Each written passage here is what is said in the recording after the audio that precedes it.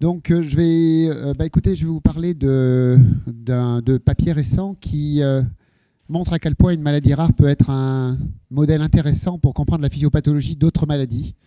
Et la maladie de Gaucher, ça fait la deuxième fois que ça se passe, puisque du coup, la première fois, c'était pour le Parkinson, hein, où ça a ouvert de nouvelles pistes de physiopathologie. Et puis maintenant, pour le myélome, eh bien, on a des éléments qui sont peut-être intéressants. Donc, pour rappel, hein, vous savez que le myélome est un cancer qui touche le système immunitaire, et en particulier les lymphocytes B matures, et que le terrain sur lequel se développe ce myélome, vous l'avez à gauche, c'est un terrain sur lequel il y a une altération du système immunitaire B qui se traduit par un test extrêmement simple. Mais du coup, on le voit au niveau de l'électrophorèse des protéines. L'hypergamma-globulinémie correspond en fait à un statut réactionnel, hein, une infection, quel que soit le syndrome inflammatoire. Et puis, on peut découvrir une IG monoclonale qui est dite de signification indéterminée. Et vous avez ici à peu près la prévalence des patients qui ont plus de 50 ans, qui représentent 3,2% de cette population. Et comme vous le savez, c'est un terrain prédisposant au myélome multiple, puisqu'on estime globalement que 1% de ces patients peut se transformer en myélome multiple par an. Donc ce sont des patients qu'on surveille de façon assez étroite. Il se trouve que quand on regarde ce qui peut se passer au niveau des cellules, l'interprétation qu'on peut en faire de façon extrêmement schématique, c'est qu'en cas d'hypergamma-globulinémie, évidemment, il y a de très nombreux clones qui sont stimulés par une infection X. En cas d'IG monoclonal, cela signifie qu'il y a un clone lymphocytaire B qui est particulièrement stimulé, particulièrement actif.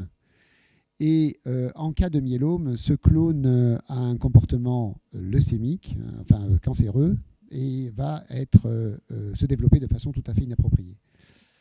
Ça, c'est donc ce que l'on connaît globalement sur l'histoire naturelle du myélome de façon extrêmement simplifiée. Quand on regarde la maladie de Gaucher et les prévalences de ces différentes situations, alors évidemment, pour ces sujets normaux, l'hypergamma-globulinémie ne correspond qu'à des situations transitoires ou des maladies inflammatoires. Dans la maladie de Gaucher, vous voyez que ça atteint quand même 40% des patients. Pour ce qui est de l'IG monoclonal, alors c'est variable en littérature, mais on estime à peu près à 20% de la cohorte. Et puis, je l'ai rajouté en dessous, vous avez vu que Jérôme vous a dit que sur les patients, la cohorte de patients pour lesquels nous avons l'électrophorèse des protéines, nous avons bien des chiffres équivalents, parce qu'on est à 28% des patients qui présentent cette IG monoclonale, ce qui correspond donc à une proportion qui est importante. Et il se trouve qu'il a été décrit que dans cette population de patients, eh bien, on a un risque plus élevé de myélome multiple, avec un risque relatif qui va de 5,9 à 51,5, donc c'est important, sachant que le 5,9 est le registre international de la maladie de Gaucher, qui n'a pas été designé pour ça, et du coup, pour lesquels il y a des données manquantes. Donc, la question était pourquoi la maladie de Gaucher prédispose-t-elle aux dysglobulinémies, et donc, un petit rappel sur les deux aspects de la maladie. Sachez que dans la maladie de Gaucher, il y a des modifications du système immunitaire. Alors, je vous ai mis un petit schéma sur l'immunité innée, l'immunité adaptative avec les différents acteurs de l'immunité. Et en fait, ce que l'on connaît dans la maladie de Gaucher, globalement, c'est qu'il y a une augmentation des cytokines, des chimiokines plasmatiques. On a des cellules de Gaucher qui sont, vous savez, anormales, entre guillemets, et qui correspondent à un certain sous-type de cellules macrophagiques. Pour les polynucléaires, il y a des anomalies de migration qui ont été mises en évidence. Les cellules dendritiques sont augmentées dans le sang. Vous voyez un tas d'anomalies, y compris des défauts d'activation du côté lymphocyte T, un tas d'anomalies qui pourraient d'ailleurs, si on regarde que cette diapositive, on s'attendrait à ce que ces patients présentent des gros problèmes, soit infectieux, soit immunitaires, et finalement, en clinique, assez peu. La seule chose qui est nette, du coup, c'est quand même ces dysglobulinémies qui sont en proportion importante. Du côté du myélome, ce qui a été mis en évidence en parallèle, donc ici vous avez les plasmocytes qui fabriquent leur fameuse immunoglobuline, c'est qu'on a observé une restriction d'hétérogénéité. Ça veut dire quoi? Ça veut dire que les immunoglobulines, les anticorps qui sont fabriqués par ces cellules, ne représentent pas le panel des anticorps que l'on a naturellement chez chacun d'entre nous. Il y a une sélection de certaines cellules capables de produire certains anticorps particuliers. Et ça, c'est le cas de certaines hémopathies lymphoïdes, comme dans la leucémie lymphoïde chronique, par exemple, où on sait que ces maladies, qui sont pourtant des cancers, vont être sur des terrains, à partir de cellules qui vont être dirigées contre une famille d'antigènes. Et c'est dans ce cadre-là que, notamment, une équipe en particulier a commencé un travail il y a quelques années pour répondre à la question, mais est-ce que les lipides de la maladie de Gaucher ne sont pas une cible, finalement, pour les plasmocytes et un terrain prédisposant à l'émergence du myélome?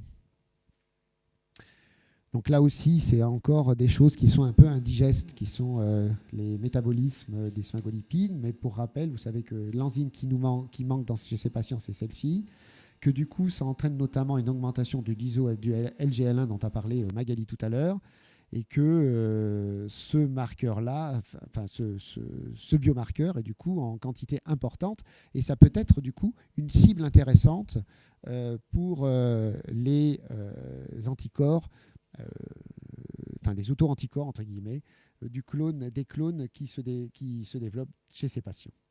Après, il y a d'autres actions de cette molécule, mais qui sortent du sujet d'aujourd'hui. Donc, la première étude que l'équipe de NER a faite et a publiée en 2000, c'était l'année d'avant, je pense, donc il y a d'ailleurs une erreur de date, c'est qu'ils ont recherché, en fait, chez les patients, s'il y avait des lymphocytes qui étaient particulièrement ciblés sur ces sphingolipides, et ils ont identifié des lymphocytes T particuliers, des lymphocytes T helper que vous avez ici, de type 2, qui sont en fait des facilitateurs de la réponse du lymphocyte B. C'est-à-dire que quand ces cellules-là sont actives, entrent en contact avec les lymphocytes B qui sont sensibilisés aux sphingolipides, ces lymphocytes T sont également sensibilisés à cette famille de molécules cibles, et du coup ça amplifie la réaction de transformation, de différenciation, de transformation en plasmocytes. Et il se trouve que ces lymphocytes particuliers sont augmentés dans le myélome, ce qui était déjà pas connu, et puis sont augmentés également dans des modèles murins de maladie de Gaucher et chez les patients. Donc ça a été déjà un premier élément très important pour penser qu'il peut y avoir une espèce d'hypersensibilisation, si vous voulez, à cette famille de sphingolipides.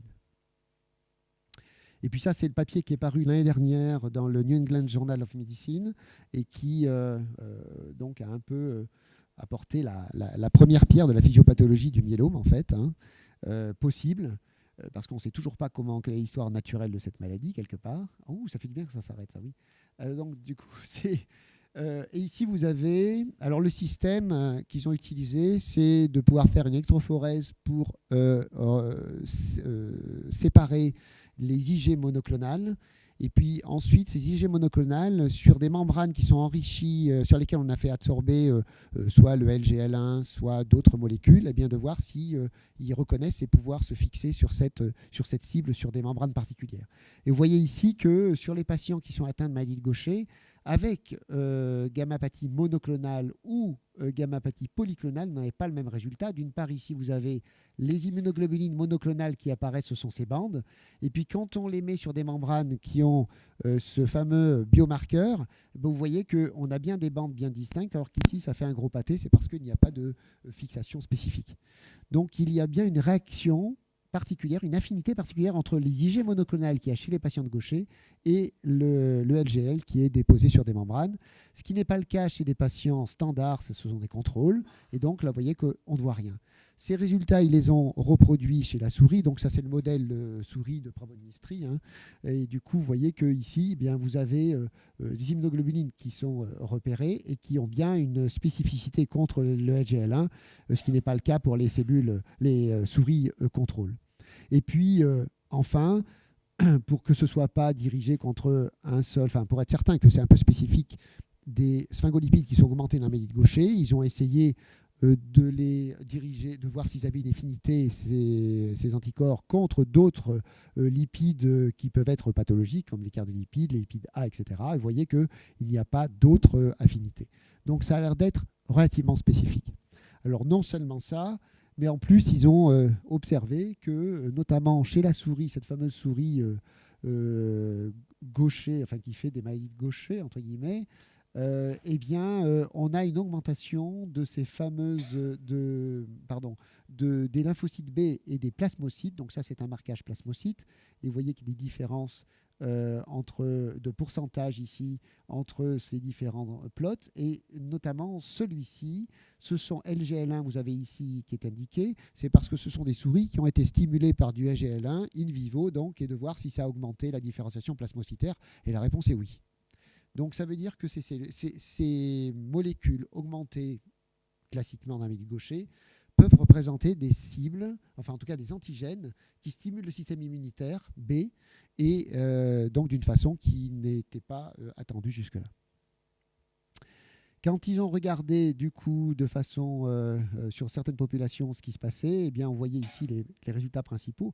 Chez les patients qui ont une maladie de Gaucher, ceux pour lesquels il y a pas de gammapathie monoclonale, il n'y a pas de réactivité avec le LGL1.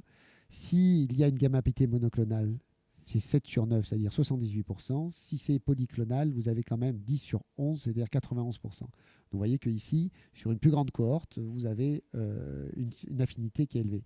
Mais ce qui est important, c'est que en prenant, c'est un peu comme le Parkinson, ce qui a été fait. C'est-à-dire que les gens regardaient ce qu'il y avait dans la maladie de Gaucher, puis après ils ont repris la population de Parkinson et de voir s'il y avait une mutation de GBA. Vous vous rappelez, ici, on reprend la population de gammapathie monoclonale hors Gaucher ou myélome et on regarde si on a une affinité. Et vous voyez que grosso modo, il y a à peu près un tiers des patients qui ont un myélome dans cette petite cohorte, mais qui a une affinité à l'égard du LGL1. Donc c'est vraiment, je pensais que c'était quelque chose d'important dans le terme de physiopathologie, parce que c'est la première fois qu'on peut identifier un mécanisme, en tout cas, de prédisposition plus précis du myélome multiple, qui est une maladie, je vous rappelle, extrêmement grave et qu'on ne sait toujours pas guérir. Donc en conclusion, on a bien une restriction d'hétérogénéité des IG de la majorité des maladies de Gaucher et d'un tiers des myélomes multiples avec une affinité pour le LGL1. Les perturbations du métabolisme des sphingolipides donc, devraient favoriser, si on en croit ces résultats, les dysglobulinémies, mais qui est un terrain prédisposant pour le myélome multiple. Je vous rappelle qu'il y a des papiers qui ont montré que 100% des myélomes multiples avaient une IG monoclonale avant le diagnostic. Alors, dans des durées variables, mais en tout cas, dans l'année qui précède, 100% ont une IG monoclonale. Et puis que ça pose la question du rôle du traitement spécifique sur ces anomalies. Est-ce que traiter ces patients, diminuer l'incidence et la prévalence des IG monoclonales?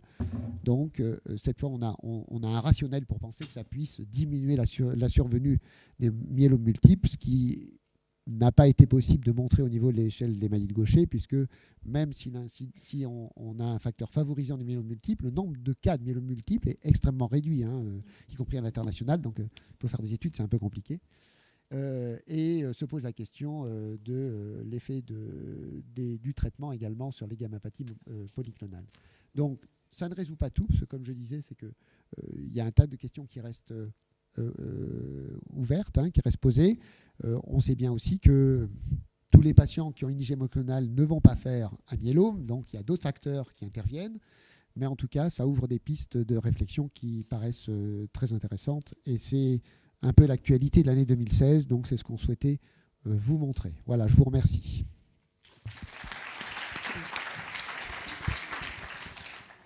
Merci beaucoup Marc pour cette présentation. Est-ce qu'il y a des questions dans la salle? Oui, Soumeya.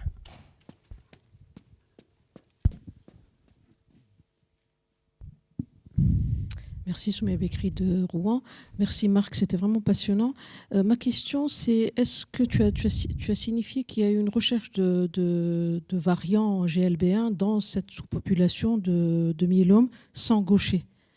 Est-ce que tu as en tête, est-ce qu'ils ont trouvé des variants de signification inconnue ou est-ce qu'ils ont trouvé quelque chose? Alors, je me suis mal exprimé. C'est pas des variants, c'est ils ont recherché, ils ont fait la même chose que ce qu'ils avaient fait dans le gaucher, c'est rechercher si les IG monoclonales de myélome avaient une affinité envers ces sphingolipides. D'accord, mais Voilà. il n'y a pas eu de Il n'y a pas eu de- recherche non. génétique pour voir Non. s'il y avait, comme Non. ça avait été fait pour le Non. Parkinson par ailleurs. Non, du tout. Ok, merci. Est-ce qu'il y a d'autres questions? Oui. Mariette Macro de Caen, est-ce qu'on a connaissance justement à travers le registre, à travers les patients que vous suivez, de régression de gammapathie monoclonale lors du traitement, enfin à long terme, avec notamment l'enzymothérapie?